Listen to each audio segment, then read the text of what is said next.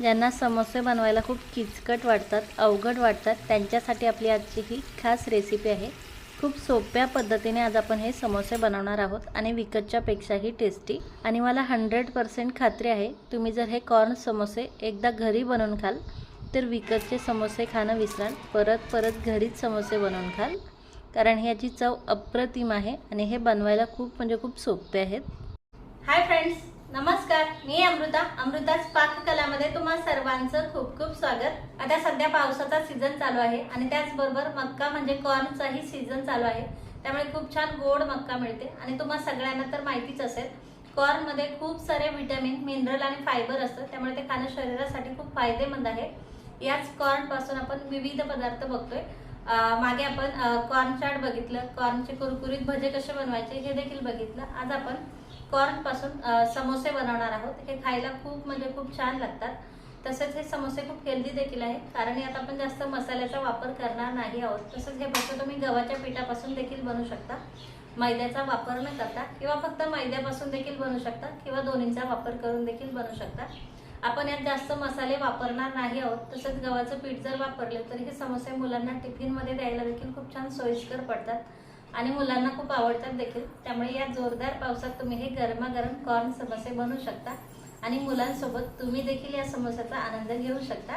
लगेच हे कॉर्न समोसे कसे बनवायचे हे आपण पाहूयात। त्या अगोदर तुम्हाला एक छोटीशी विनंती आहे, रेसिपी पूर्ण पहा आणि तुम्हाला जर माझी ही रेसिपी आवडली तर प्लीज रेसिपीला लाईक आणि शेअर करा। लगेच हे कॉर्न समोसे कसे बनवायचे हे आपण पाहूया। तर समोशाचं आवरण बनवण्यासाठी आपल्याला 1 कप गव्हाचं पीठ आणि 1 कप मैदा घ्यायचा आहे। मैदा पूर्णपणे ऑप्शनल आहे, तुम्ही मैद्याऐवजी पूर्ण गव्हाचं पीठ देखील वापरू शकता किंवा फक्त पूर्ण मैदा देखील वापरू शकता। मैद्यामुळे थोडंसं समोसे क्रिस्पी होतात, म्हणून इथे मी मैदा घेतलेला आहे। त्यात आता आपल्याला अर्धा चमचा ओवा असा क्रश करून घालायचा आहे। चवीनुसार थोडंसं मीठ घालायचं आहे आणि आता हे व्यवस्थित मिक्स करून घ्यायचं आहे। आणि आता थोडं पाणी घालून आपल्याला हे व्यवस्थित मळून घ्यायचं आहे, जास्त पातळ मळायचं नाही आहे।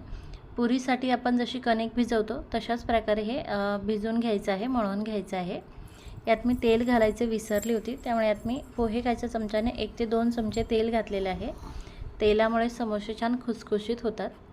आणि हे आता आपल्याला व्यवस्थित मिक्स करून घ्यायचं आहे आणि कणिक मळून घ्यायची आहे। एकदम जास्त पाणी घालू नका, नाहीतर मग हे पातळ होऊ शकतं। थोडं पाणी घालून हे आपल्याला व्यवस्थित मळून घ्यायचं आहे, अशा प्रकारे तुम्ही पाहू शकाल। आणि हे आता आपल्याला थोडंसं रेस्टसाठी ठेवायचं आहे। तोवर आपण सारण बनवून घेऊयात। हे मी आता साईडला ठेवते। सारण बनवण्यासाठी मी कढई गॅसवरती ठेवलेली आहे। कढई व्यवस्थित गरम झालेली आहे, तर त्यात मी 1 पळी तेल घालते।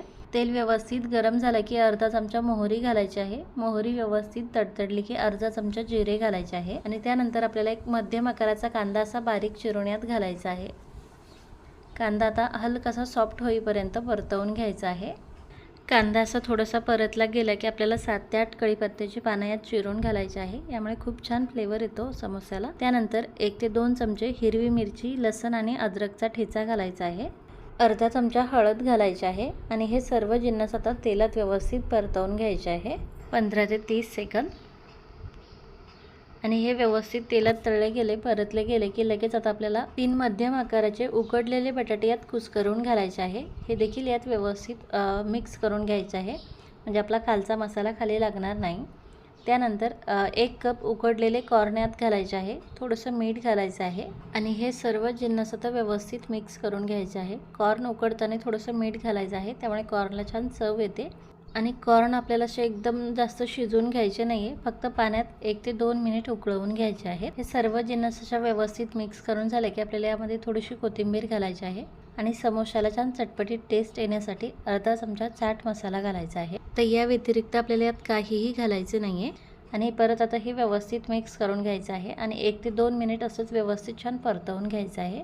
गॅसची फ्लेम कमी करायची आहे। 1 ते 2 मिनिटानंतर हे असं व्यवस्थित परतलेलं आहे, तर लगेच गॅस बंद करते मी आणि हे सारण आता थंड करून घेते। खूप छान चटपटीत सारण आपलं तयार झालेलं आहे आणि हे थंड देखील झालेलं आहे। लगेच आता आपण समोसे बनवायला घेऊयात। सारण तयार करेपर्यंत आपलं पीठही व्यवस्थित छान रेस्ट झालेलं आहे। याला आता थोडंसं मळवून घ्यायचं आहे आणि हे व्यवस्थित मळून झालं की आपल्याला आपण पुरीसाठी जेवढी कणिक घेतो तेवढी कणिक घेऊन याचे छोटे छोटे गोळे बनवून घ्यायचे आहे। थोड्याशा मोठ्या पुऱ्या आपल्याला याच्या बनवायच्या आहेत, त्यामुळे लाट्याही थोड्याशा आपल्याला मोठे ठेवायचे आहे. 3 लाट्या बनवून घेतलेल्या आहेत मी. आता याचे मी तुम्हाला समोसे बनवून दाखवते. या लाट्याच्यात आपल्याला पुरी लाटून घ्यायची आहे. हे जर पोलपाट्याला चिटकत वगैरे असेल तर तुम्ही थोडंसं तेल लावू शकता किंवा मग थोडासा मैदा लावू शकता. तसं याला काहीही लावायची गरज पडत नाही.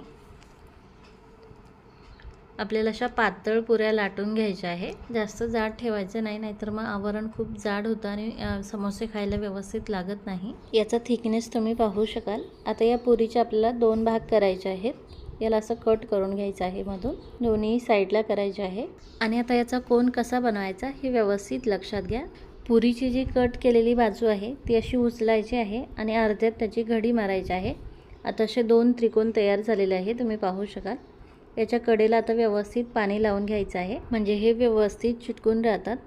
आणि आता जी राहिलेली बाजू आहे तिची आपल्याला पहिल्या घडीवरती अशी घडी मारायची आहे. तुम्ही पाहू शकाल याचा आता असा व्यवस्थित कोन तयार झालेला आहे. यामध्ये आता आपल्याला सारण भरून घ्यायचं आहे.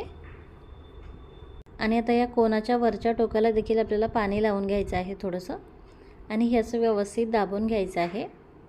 अशा प्रकारे हे समोसे बनवल्यामुळे याला वरती आपल्याला अशी घडी वगैरे करावी लागत नाही.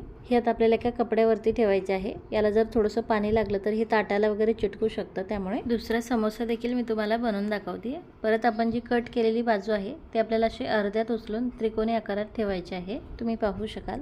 त्यानंतर आता व्यवस्थित पाणी लावून घ्यायचं आहे दोन्ही साईडला, आणि यावरती परत अशी घडी मारायची आहे. जर तुम्हाला मोठा समोसा हवा असेल तर या घडीवरती घडी न मारता हे अलीकडची बाजू थोडीशी अलीकडे चिटकवायची आहे, म्हणजे अर्ध्यापर्यंत न्यायची आहे, म्हणजे मोठा समोसा तयार होतो. आता यामध्ये आपल्याला परत सारण भरून घ्यायचं आहे. सारण थोडंसं असं दाबून घ्यायचं आहे आणि त्यानंतर कोणाच्या वरच्या टोकाला थोडंसं पाणी लावून आपल्याला हे दोन्ही टोक असे जुळून घ्यायचे आहेत, दाबून घ्यायचे आहेत.